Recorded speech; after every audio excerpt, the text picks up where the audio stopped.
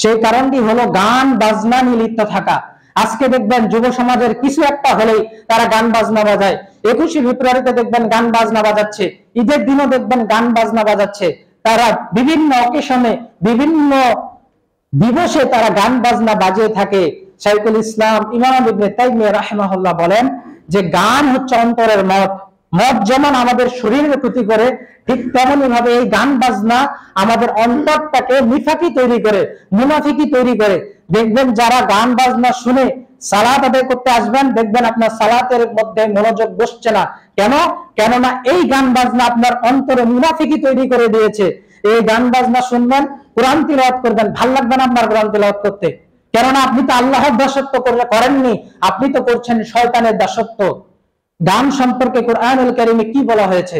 সূরা লোকমান সূরা নম্বর 31 আয়াত নম্বর 6 আল্লাহ বলেন, ওয়া মিনান নাসি মান ইয়াশতারি লাহওয়াল হাদিসি, আর মানুষের মধ্য থেকে এমন কতগুলো মানুষ রয়েছে যারা আল্লাহর পথ থেকে মানুষকে বিভ্রান্ত করার জন্য অসার বাক্য ক্রয় করে, লাহওয়াল হাদিস ক্রয় করে, আর তারা ওইগুলোকে মানুষের নিকটে হাসি ঠাট্টা হিসেবে গ্রহণ করে, মানুষ সেগুলোকে হাসি ঠাট্টা হিসেবে গ্রহণ করে।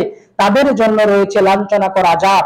এখানে যে লাহওয়াল হাদিস শব্দটা রয়েছে, এর ব্যাখ্যায় সাহাবী আব্দুল্লাহ ইবনে মাসউদ রাদিয়াল্লাহু আনহু বলেন যে এর দ্বারা উদ্দেশ্য হচ্ছে গান বাজনা নিয়ে লিপ্ত থাকা।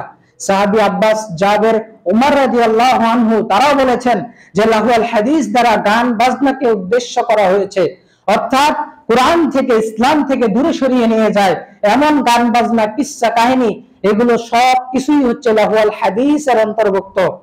এই সূরা লোকমানের 6 নম্বর আয়াত, এই আয়াতটি কেন আল্লাহ রাব্বুল আলামিন নাজিল করেছেন?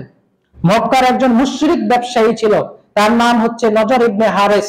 সে মানুষকে কোরআন থেকে, আল্লাহ রাসূলের দাওয়াত থেকে দূরে সরিয়ে নিয়ে যাওয়ার জন্য মানুষকে নর্তকী ক্রয় করে নিয়ে এসেছিল সে বিদেশ থেকে। যখন মানুষেরা কোরআন শোনার জন্য আল্লাহ রাসূলের কাছে যেত, তখন এই নজর ইবনে হারিস তাদেরকে কোরআন থেকে দূরে সরিয়ে নিয়ে যাওয়ার জন্য বলতো যে মুহাম্মদ তো তোমাদেরকে কোরআন শুনিয়ে শুধু নামাজ পড়া, রোজা রাখা এবং ধর্মের জন্য প্রাণ বিসর্জন দেওয়ার কথা বলে, এতে তো শুধু কষ্টই কষ্ট। এসো তোমরা এখানে আসো এবং এই গানটি শোনো এবং উল্লাস করো। এই ঘটনার পরিপ্রেক্ষিতে আল্লাহ রাব্বুল আলামিন কুরআনুল কারীমে সূরা লোকমানের 6 নম্বর আয়াত নাজিল করেন। অর্থাৎ পবিত্র কুরআনুল কারীম দ্বারাই গান বাজনাকে প্রকাশ্যে একদম সুন্দরভাবে হারাম, অবৈধ বলে ঘোষণা করা হয়েছে। কিন্তু বিভিন্ন দল আমাদের সমাজে রয়েছে যারা বলে যে কুরআনুল কারীম নাকি গান বাজনাকে হারাম করা হয়নি। আমরা কি ওই ব্যক্তির কাছ থেকে তাফসীর গ্রহণ করব, নাকি যেই তাফসীর সাহাবীগণ করেছেন কুরআনুল কারীম সম্পর্কে তাদের কাছ থেকে আমরা তাফসীর গ্রহণ করব? অবশ্যই আমাদেরকে সাহাবায়ে কেরাম থেকেই তাফসীর গ্রহণ করতে হবে। আমরা আহলুল হাদিস কেন আর তারা অন্য কোন মাসলাকের মানুষ কেন? আমরা সবসময় কোরআন হাদিস বুঝি যেভাবে সাহাবীগণ বুঝেছেন সেভাবে, আর তারা কোরআন হাদিস বুঝে যেভাবে তাদের ইমামরা বুঝেছে সেভাবে। অর্থাৎ তাদের সাথে আমাদের এই পার্থক্যটার কারণেই হচ্ছে আমরা আহলুল হাদিস। না হলে আমাদের এই নামটা দেওয়ার কোনো প্রয়োজন ছিল না। যেহেতু প্রয়োজন হয়েছে, তার কারণেই আমরা আমাদেরকে আহলুল হাদিস বলে পরিচয় দিয়ে থাকি। আল্লাহ রাসূল সাল্লাল্লাহু আলাইহি ওয়াসাল্লাম এই গান বাজনার একটি ভবিষ্যৎবাণী করেছেন।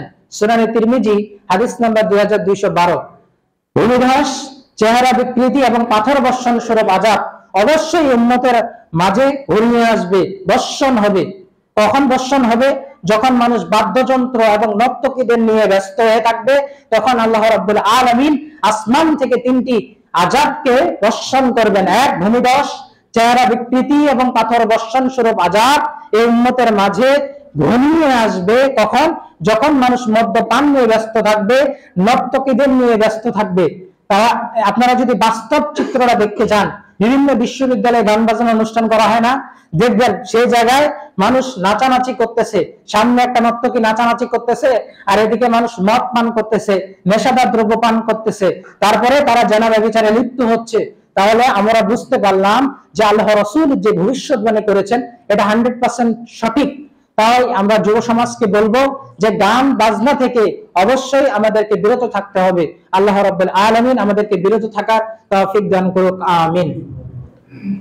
যেমন এখানে আপনারা একটা ফ্যান লাগিয়েছেন, যে ব্যক্তি ফ্যানটা দান করেছে এই ব্যক্তি যদি মারাও যায় ততদিন পর্যন্ত সওয়াব পেতে থাকবে, যতদিন এই ফ্যানটা এখানে থাকবে, যতদিন পর্যন্ত এই ফ্যানের বাতাসে ওই ব্যক্তি উপকৃত হবে, নামাজ পড়ার সময় আরাম পাবে, ততদিন ওই ব্যক্তি সাদকায়ে জারিয়া স্বরূপ সেই কবরের মধ্যে থেকেও সওয়াব পেতে থাকবে। ঠিক তেমনি ভাবে আপনি যদি কোনো গান এবং বাজনা আপনার ফেসবুকের মধ্যে শেয়ার দিয়ে রাখেন, এই গান এবং বাজনা যতজন মানুষ শুনবে ততজন মানুষ যে গুনাহগার হবে, এই গুনাহের ভাগীদার আপনাকেও হতে হবে। কেন? কেননা আপনি একটা খারাপ কাজের সূচনা করে দিয়ে গেছেন।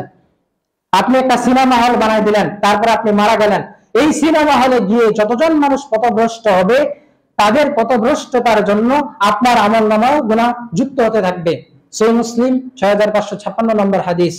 আল্লাহ রাসূল সাল্লাল্লাহু আলাইহি ওয়াসাল্লাম বলেন, ومن سن في الإسلام سنة سيئة فيؤمل بها بعده كتب عليه مثل أجر من عمل بها ولا ينقص من أوزرهم شيء।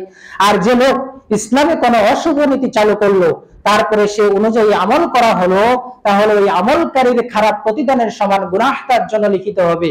এতে তাদের গুনাহ সামান্য পরিমাণে কমানো হবে না। এই হাদিসটির ব্যাখ্যা আমি পূর্বেই করে দিয়েছি। আল্লাহ রাব্বুল আলামিন আমাদেরকে গান বাজনা থেকে বেঁচে থাকার তৌফিক দান করুক, আমিন।